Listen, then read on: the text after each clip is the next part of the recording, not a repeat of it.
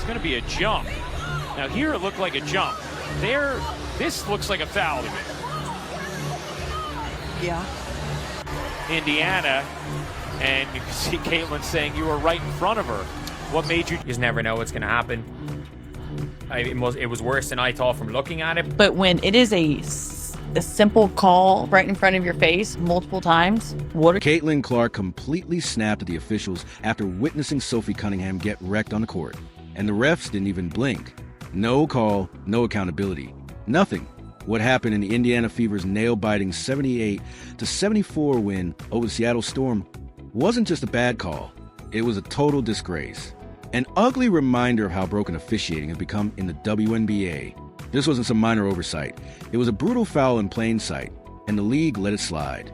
Every WNBA fan and every player should be outraged. I don't even know what the players can do because the players aren't being protected. And I know so many of the times, like, we're talking about this when it comes to the Indiana Fever, but this does happen across the league. There are many plays that we could pull up. Do you guys have any suggestions on what can actually be done? The coaches get fined when they call them out to the media. Like, this is a top-down issue. This is a commissioner's. Sophie had just secured a defensive rebound and was clearly holding the ball when a Storm player straight up body slammed her to the floor. It looked more like a football tackle than anything resembling basketball. And the worst part? The ref was right there, watching it all unfold like he was a casual spectator at a pickup game, not someone paid to enforce the rules. Am I ever advocating for players to throw other players on the ground? No, like, we've seen so much of it throughout the WNBA. He watches this happen right in front of him. There's so much contact on the play and he does nothing. He doesn't blow his whistle. He doesn't stop the play. He doesn't call. That's when Clark completely lost it on the sidelines.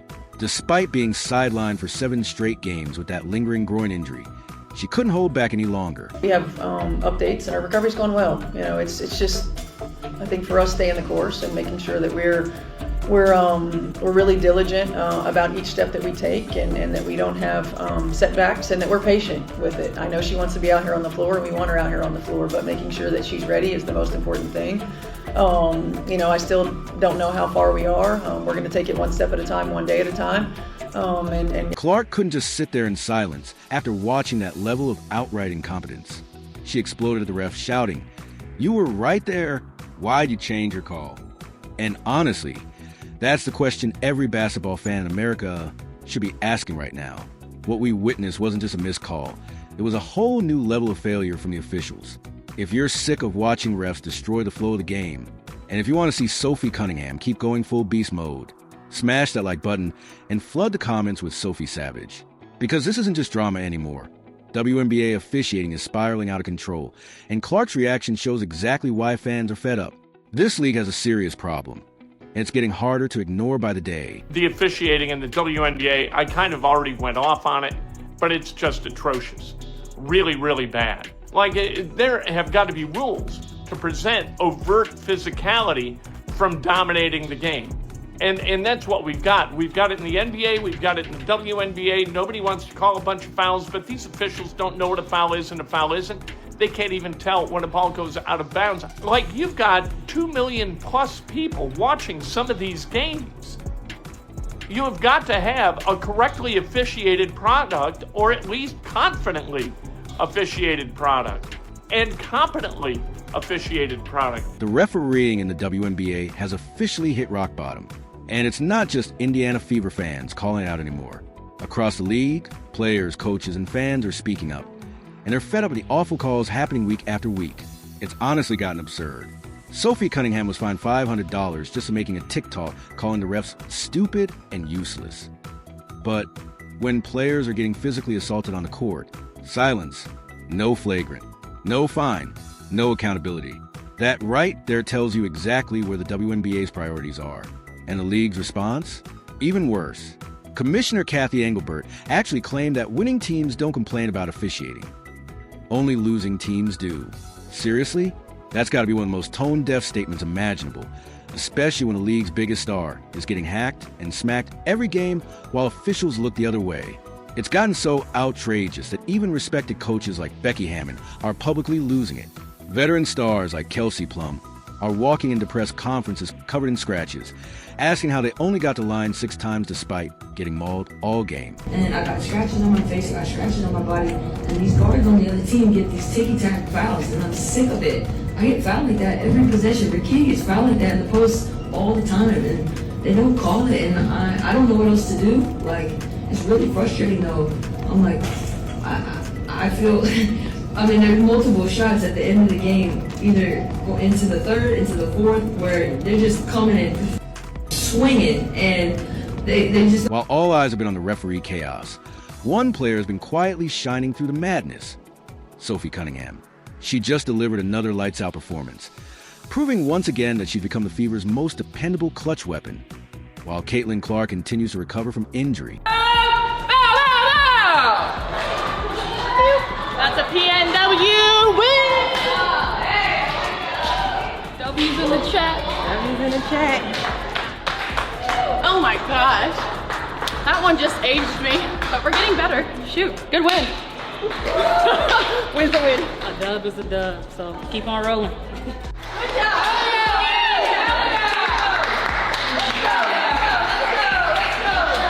I'm really proud of you guys. There were so many ways in a close game and in game situation where we grew today that were huge for us, y'all. That will pay dividends. So great job. I'm proud of you guys.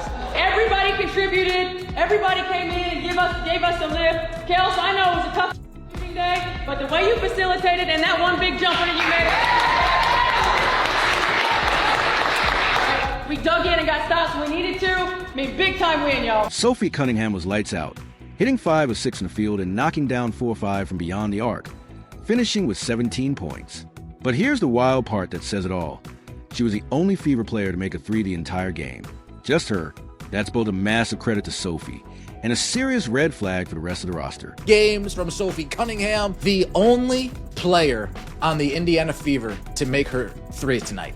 The Indiana Fever were 4 of 21 from downtown, and Sophie Cunningham hit all 4 of those 3s. 17 points, and the difference between this and the Lynx game, which was Sophie Cunningham's last really good breakout game, this wasn't late. This was, oh, we're struggling offensively, somebody needs to come through, and Sophie Cunningham came through. Sophie's insane stretch of performances is no fluke.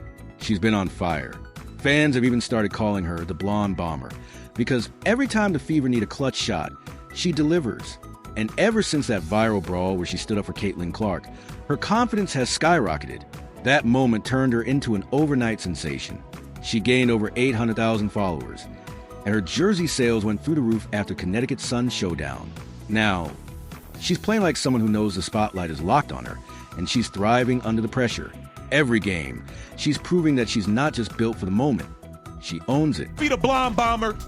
Sophie the Trophy lit it up again tonight. Man, she has been nothing short of spectacular as of late. 5 of 6 from the floor, 4 of 5 from 3, 3 for 4 from the free throw line, 17 points, 2 assists, 5 rebounds. Sophie, the Blonde Bomber, has been on fire. Sophie stepped it up in a big time way. That is what you need. When your best player is out, you need the ancillary pieces to step up and deliver. And that is what Sophie Cunningham has. Sophie's rise from a bench piece to a full-blown star has quietly become one of the most exciting storylines of the entire season. She stepped into the enforcer role with zero hesitation, and she's been the Fever's most reliable scorer night after night. That kind of two-way dominance is rare at the pro level. But as great as she's been, even Sophie couldn't completely cover up what almost turned into yet another Fever collapse. Let's be real. Indiana nearly choked away a 13-point third-quarter lead again. It's like the moment this team gets comfortable, the coaching staff forgets how to function. For longtime Fever fans, it felt like deja vu. Another heart attack finish when the game should have been in the bag. The Fever did everything possible to blow a game, but still come out with the win. That was a near epic level collapse, folks. Wow, it should have never gotten that close.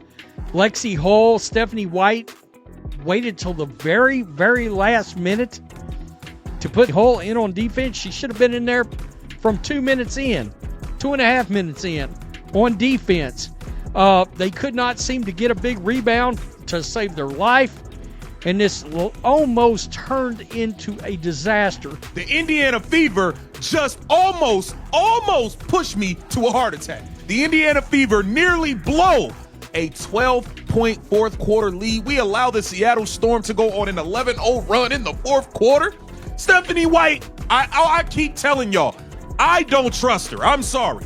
We give up a 11-0 run within the last 4 minutes to let this team cut the lead down. Indiana was up 55-42 midway through the third quarter, riding Sophie's hot hand and solid contributions from the supporting cast. But then, like clockwork, everything unraveled. The moment Caitlin Clark isn't on the court, this team starts playing like they've never touched a basketball in their lives. Seattle took full advantage, going on a 10-2 run to close out the third and slicing the Fever's lead down to just 4 heading into the final quarter. What should have been a routine road win turned into yet another fourth quarter panic attack for Fever fans. The Storm clawed their way back and made it a 73-72 game with just over 3 minutes left. At that point, you could practically hear every Fever fan collectively reaching for the blood pressure meds, because we've all seen how this usually ends. This team has developed a maddening habit.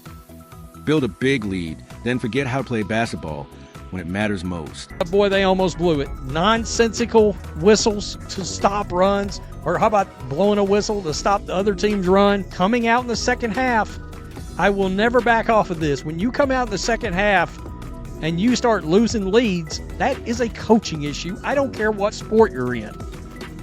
All right? Because what that tells you is the opposing coach went into the second in the halftime, made adjustments. The other team comes out and they start figuring it out. Well, it's up to your coach to make adjustments against that adjustment. It's like this team has a mental block when it comes to closing games. And once again, it nearly cost them. The main reason for the near collapse couldn't have been more obvious. Kelsey Mitchell had one of the worst shooting nights of her entire career, and it dragged the whole team down with her. It was tough to watch, probably even for Mitchell herself. She went just 3 for 16 from the floor and missed all 8 of her three-point attempts. At times, it felt like she was doing more to help the Seattle Storm than her own squad. Her cold streaks have become so predictable. It's like you could set your calendar by them. And when she goes ice cold like this, it's almost always a disaster waiting to happen. Mitchell could not get it going today. And I told y'all, she is a roller coaster. You got to remember, she went off versus the Sky. Then she was, 8 for 24. Then she had a good game. Then she was down again. Then last game she was up. This game she's down again at 3 of 16. This is Kelsey Mitchell. She's a roller coaster. She's a roller coaster. She gave you 9 points on 3 of 16 shooting. Kelsey Mitchell's inconsistency has become a serious issue, and it's driving everyone crazy. One night, she drops 23 points like a superstar, and the next she's bricking everything in sight. She's a definition of a roller coaster, zero in between. That unpredictability makes it nearly impossible for the coaching staff to rely on her. Over the past few games, she hit just 11 of her last 34 shots, and that's brutal. When your second scoring option is shooting like they've got a blindfold on, it makes winning way harder than it needs to be. Thankfully for Indiana, others stepped up big time to avoid what could have been a devastating loss.